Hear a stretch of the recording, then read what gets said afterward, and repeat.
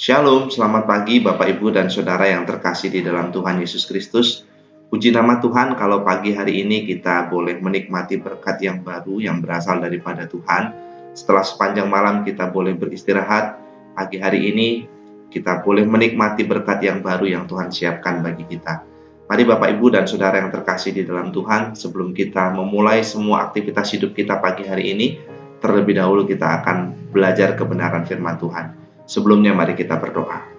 Tuhan Yesus, Tuhan Allah Bapa kami yang bertahta di dalam kerajaan surga, pagi hari ini Tuhan kami datang kembali ke hadirat-Mu. Kami mengucap syukur untuk setiap kebaikan dan kemurahan yang Tuhan berikan bagi kami, sehingga pagi ini kami boleh menikmati hari yang baru. Saat ini Tuhan kami rindu Engkau memberkati kami dengan kebenaran firman-Mu. Biarlah kebenaran firman Tuhan boleh menolong kami untuk kami boleh menjalani hari-hari kami dengan semangat dan sukacita yang baru dari Tuhan. Terima kasih Bapa, kami menyambut kebenaran firman-Mu di dalam nama Tuhan kami Yesus Kristus. Amin. Suling 25 April 2023. Tetapi siapakah kamu? Bacaan Alkitab Kisah Para Rasul 19 ayat 13 sampai 19. Mereka yang melakukan hal itu 7 orang dari anak seorang imam kepala Yahudi yang bernama Skewa.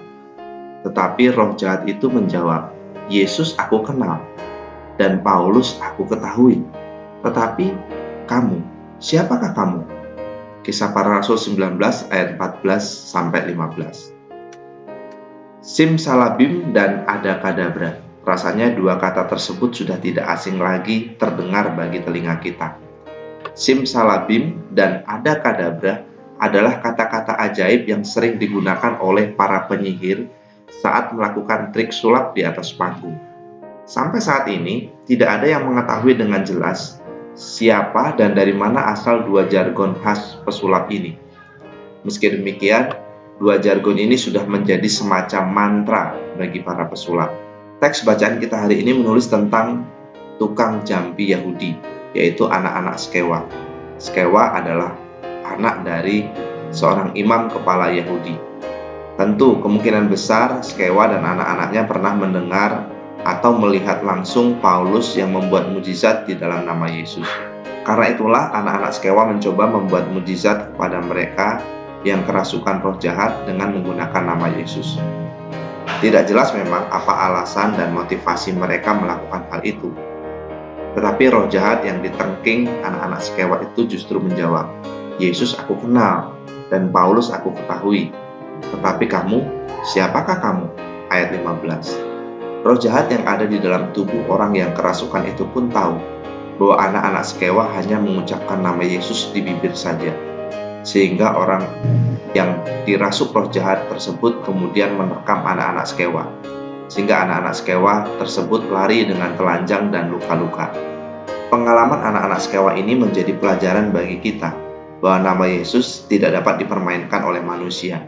Jangan mengira bahwa nama Yesus dapat memberi kuasa ketika disebut oleh siapa saja dengan bebas. Nama Yesus bukan mantra. Orang yang dapat menyatakan kuasa Tuhan hanyalah orang yang telah menjadi milik Tuhan. Hanya orang yang seperti Paulus, tinggal di dalam Tuhan dan Tuhan tinggal di dalam dirinya yang dapat bertindak dalam kuasa Tuhan. Nama Yesus memang berkuasa, namun jangan coba-coba menyatakan kuasa Yesus jika kita tidak sungguh-sungguh hidup di dalam Dia. Pokok doa, mari kita berdoa untuk pelayanan lembaga-lembaga baptis Indonesia agar dipakai Tuhan menjadi alatnya dalam menjangkau banyak jiwa bagi Tuhan. Demikianlah renungan suling pada hari ini. Tuhan Yesus memberkati.